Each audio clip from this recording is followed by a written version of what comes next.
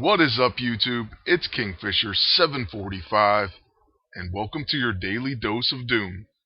For today's task, you must defeat 3 Magia. I'm never sure how to say that, but either way, they can be found in many missions, including Season 1, Chapter 2, Mission 1. Now, ordinarily, I would go right to that mission that they suggest and fight them there, but I happen to be already in a mission and really close to the boss, so I wanted to finish it first. And that mission, once again, is Chapter 3, Mission 6, the Premium Mission. Now, unfortunately, this mission happens to have 3 Magia. It's the very first wave that you fight before the boss. So I wasn't sure if it was going to count, so I just started recording. And it ended up counting, so I'm going to have to show this as the footage. And sadly, I had to use Punisher once again. And I kind of hate that they force you to use any characters. I wish you could switch out anytime you wanted to. But it is what it is. We're going to have to use Punisher. And it's also going to be a repeat of the same fight, except this time both mini-bosses are in. Now, I've started to use Wasp, and that's because I have her special empowered ISO 8, and it grants swarming. So this kind of builds on my counterattack idea. I already love using counterattack items on my agent, but now Wasp will join in even if she's not attacked, which is amazing, and I love that type of ability.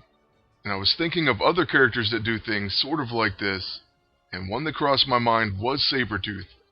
Of course, there are plenty of people who counterattack when you hit them directly, but I have my agent protecting, so I want someone who counterattacks when you attack a teammate. So Sabretooth with Berserker, of course Ares and his passive ability. I actually did try those two out. Ares and Wasp, that is, because my Sabretooth is currently training.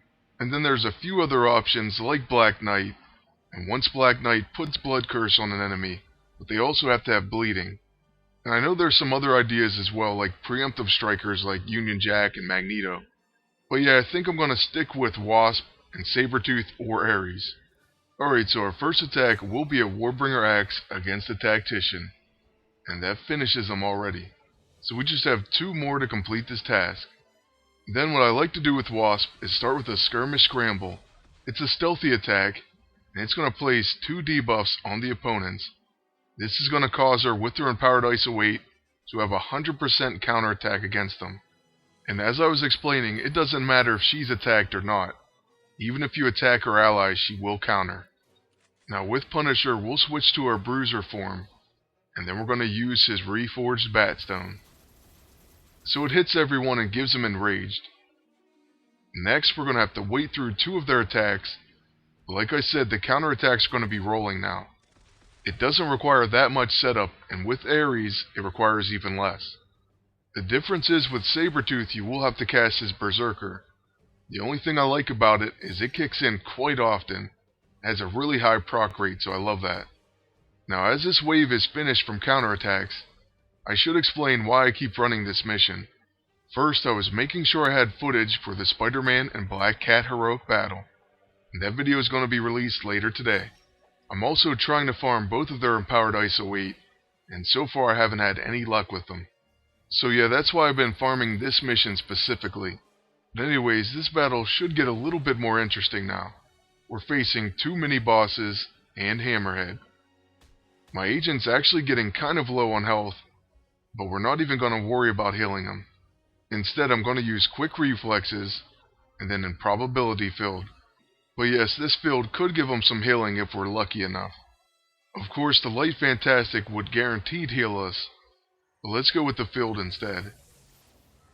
Alright, so everyone but my agent got a heal. Now with Wasp, we're going to go ahead and use our Skirmish Scramble, and make sure that Nimble stays on her. So the enemies are going to have a number of dots on them from the Improbability field, and now they're going to get counterattacked quite a bit by Wasp and my agent. I really wouldn't be surprised if Hammerhead gets taken out by his second attack. Counterattacks is really one of my favorite parts of the game. If you're ever struggling with a mission, you may want to consider trying some people that can counter.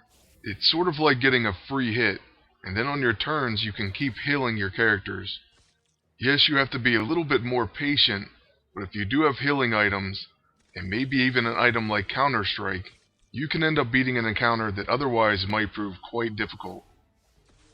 Wow, check out that buzzkill, it just did almost 12k damage on the counter. In PvE, that's a pretty impressive counterattack coming from Wasp. Now that it's Punisher's turn, I'm going to go ahead and use a proximity mine, and then I'm going to use the battle van.